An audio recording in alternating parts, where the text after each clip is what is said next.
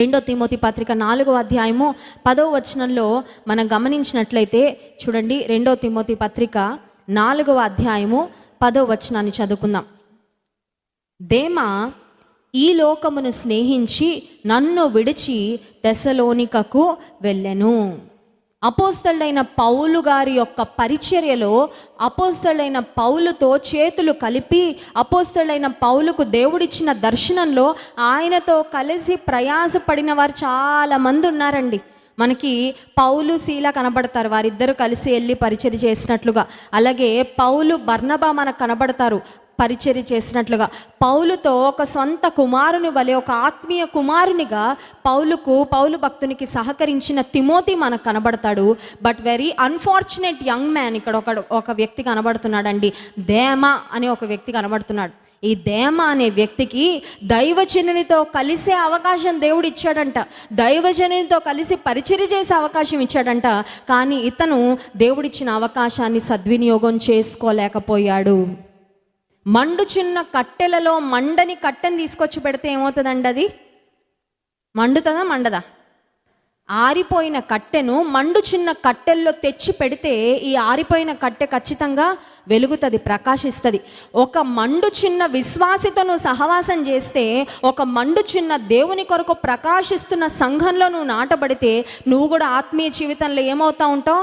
మండుతూ ఉంటావు. చాలామంది నాకు చెప్తున్న సాక్ష్యం ఏంటంటే, క్రైస్ట్ వర్షిప్ సెంటర్కి వచ్చిన తరువాత దైవజనుల యొక్క వర్తమానం లైవ్లో వింటున్నప్పటి నుండి ఆత్మీయంగా మేము మండుతున్నామండి. ఇప్పటి వరకు ఆరిపోయి ఉన్నాం, కానీ ఇప్పుడు మండుతున్నాం. ఈ మంట ఎప్పటికీ మాలో మండాలని ప్రార్థన చేయండి. కొంతమంది ఉన్నారు మందిరానికి వచ్చి ఆ తర్వాత ఎందుకో ఆయా కారణాల ద్వారా ట్రాన్స్ఫర్ల వలనో అక్కడికి ఇక్కడికి వెళ్ళిపోయి దేవునితో డిస్కనెక్ట్ అయిపోయిన వారు, దేవునికి కొంతమంది దూరంగా వెళ్ళిపోయిన వారు, వాళ్ళు మళ్ళీ ఆత్మీయ జీవితంలో చల్లారిపోయారు.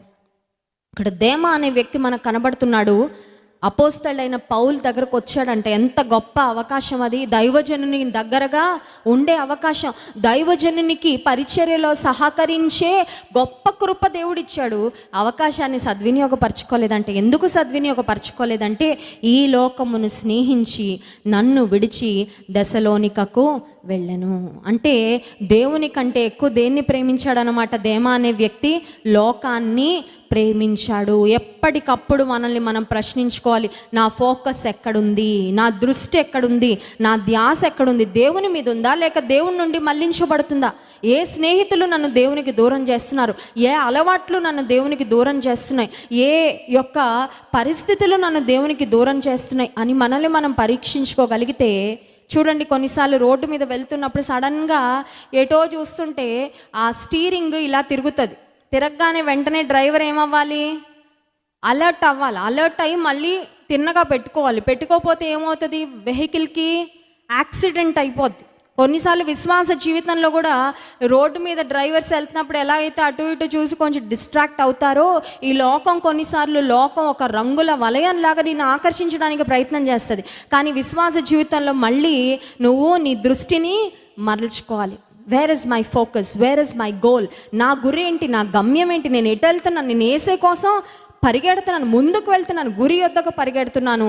ఈ లోకం వైపు నేను చూసిన ఒకవేళ ఒక క్షణం అలా చూడొచ్చేమో, కానీ వెంటనే నీ దృష్టిని నీవు మరల్చుకోవాలి. నీ దృష్టి ఇటు ఉండిపోయిందంటే నీ విశ్వాస జీవితం అనే బండికి ఖచ్చితంగా యాక్సిడెంట్ అయిపోద్ది. నీ ప్రయాణం మాత్రం ఖచ్చితంగా ముందుకు సాగదు. దేమా అనే యవనస్తుడు వెరీ అన్ఫార్చునేట్ మ్యాన్ ఈ లోకాన్ని స్నేహించి అపోస్తలుడైన పౌలును అతని సహవాసాన్ని విడిచిపెట్టి లోకంలో వెళ్ళి కలిసిపోయాడంట. ఈ ఉదయకాల సమయంలో పరిశుద్ధాత్మ దేవుడు మనల్ని హెచ్చరిస్తున్నాడు. దేవుని కంటే ఎక్కువగా మనం దేనిని ప్రేమిస్తున్నాము? నీ అందమే నీకు దేవుడు అయిపోయాడా? కొంతమందికి ఫిట్నెస్సే దేవుడు అండి. ఇంకా పొద్దున్న లేచిన దగ్గర ఫిట్నెస్ ఎంత ఫిట్నెస్? నాకు తెలుసు అండి, నేను టీసీఎస్లో ఉద్యోగం చేసేటప్పుడు మా స్నేహితురాలు ఒక అమ్మాయి సడన్గా ఆఫీస్కి రావడం మానేసింది. అమ్మాయి ఎప్పుడు చెప్తుండేది, మా డాడీ చాలా హెల్త్ కాన్షియస్, చాలా ఫిట్గా ఉంటారు. మా డాడీకి 53 సంవత్సరాలే, కానీ ఒక 40 సంవత్సరాలు యువకుల్లా ఉంటారు. చాలా ప్రతిరోజు వాకింగ్కి వెళ్తారు, ప్రతిరోజు జిమ్ చేస్తారు, హెల్తీ ఫుడ్ తింటారు, ఆయిలీ ఫుడ్స్ అసలు తినరని. సడన్గా వాళ్ళ నాన్నగారికి మరి అప్పుడు 50 సంవత్సరాల వయసే, కేవలం ఆయన హార్ట్ అటాక్ వచ్చి చనిపోయారండి. ఆ వార్త విన్నప్పుడు నాకు ఒకటి అర్థమైంది ఏంటంటే, ఫిట్నెస్ కాదు మనకు ఆయుష్నిచ్చేది, దేవుని కృపని. హల్లెలూయా!